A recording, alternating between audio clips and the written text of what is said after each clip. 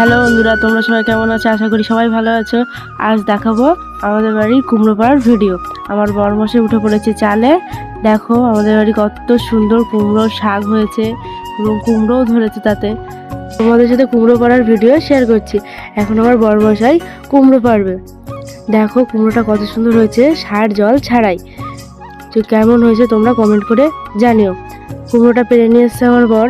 দেখো কেমন লাগছে, কুমড়োটা ভালোই বড় হয়েছে।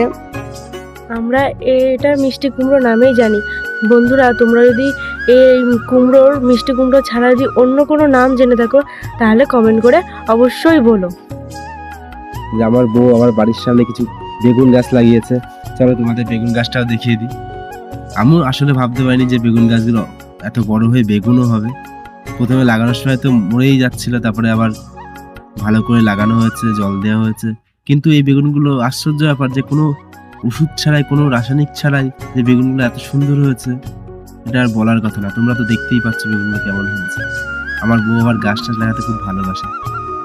আর এই বেগুনের গাছটা যে এত পিঁপড়ে হয়েছে কেন আমি এখনো বুঝতেই পারছি না। কি করলে কি করা যায় বলতো? এই পিঁপড়েগুলো সব গাছ নষ্ট করে ফেলছে। কি করা যায় বলতো বন্ধুরা? তোমরা যদি জানো তাহলে অবশ্যই তো বলো। তো আমাদের ভিডিও আজকে এই পর্যন্তই ছিল। যদি তোমাদের ভালো লেগে থাকে তাহলে আমাদের পাশে থেকো, আমাদের সাপোর্ট করো। আমাদের ভিডিওতে তোমরা লাইক কমেন্ট শেয়ার করো। Tata, bye bye.